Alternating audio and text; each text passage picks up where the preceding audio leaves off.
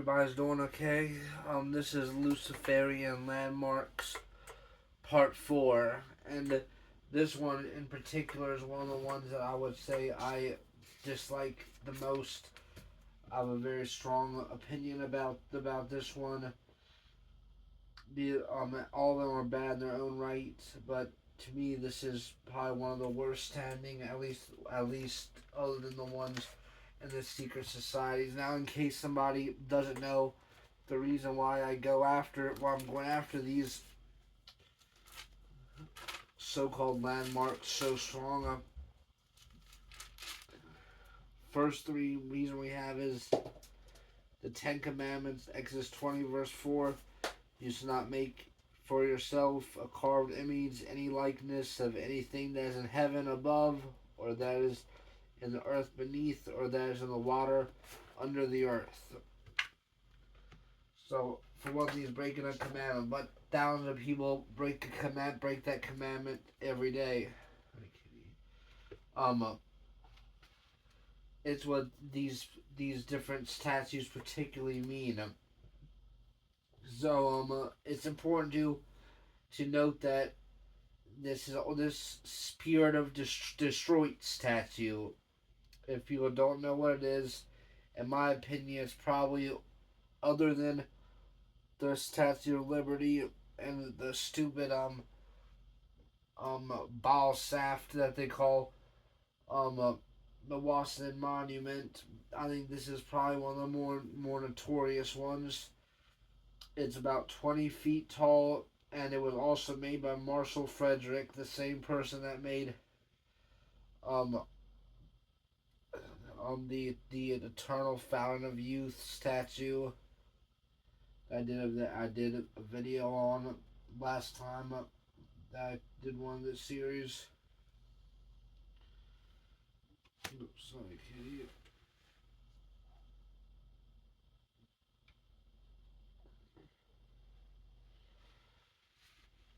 And one of the first things that you'll notice if you go from top to bottom to this thing, I've never seen anyone else point this specific thing out before, but you see that it's sitting in a lotus style position, representing Hindu, um, Eastern mysticism, in yoga. And I'm not gonna build up to the identity for this one because it's to be pretty obvious. The statue is obviously 100% Lucifer. Um, and to do a recap, part three was about what meant transhumanism.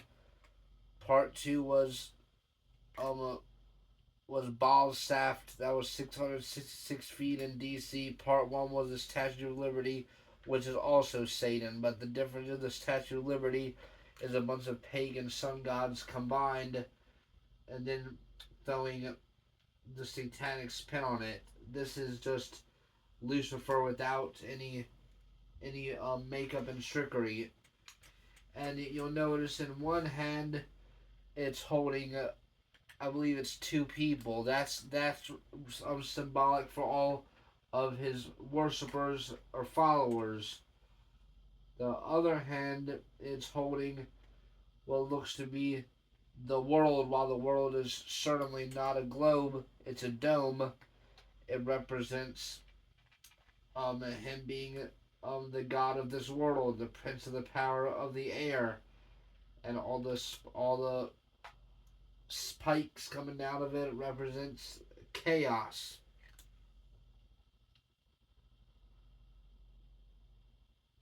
And a lot of people skip the things behind it and the plaque, and they have the nerve to put a Bible verse attached to it, and they put 2 Corinthians 3:17 to it. So let's see how they managed to pervert that. Alright, 2 Corinthians 3 verse 17. Now the Lord is the Spirit, and where the Spirit of the Lord is, there is liberty. Now there's liberty as that God gives you, and there's the liberty that Satan gives you. Satan gives you the liberty of the world, um, and Yahweh gives you the liberty that gets you into heaven, the true liberty, the real immortality. And now let's take a look at the seal of Detroit in the background as well, and they claim that it represents the Great Fire of 1805, which that most likely is part of it.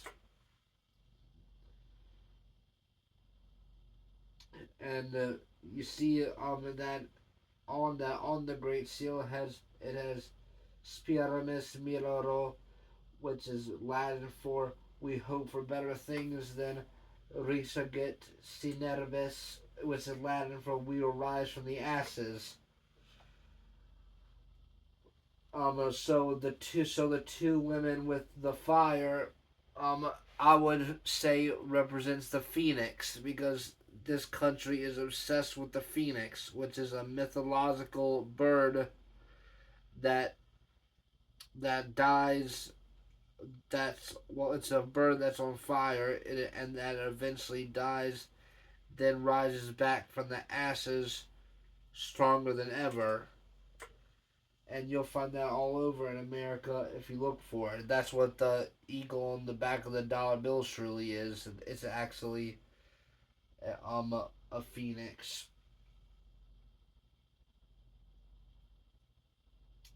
And it also has the Great Seal of Wayne County that features two men dancing um uh, between the flag, and to me it looks kind of feminine, like it's trying to promote homosexuality or something. And it was also made by Marshall Frederick in 1955 as well.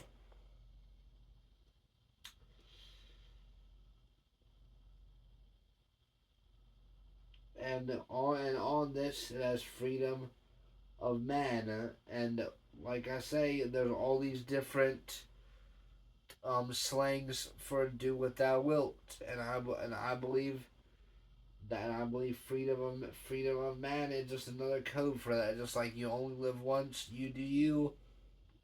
If it feels good, do it. Um, you do you. I'm doing my own thing. Live and let live.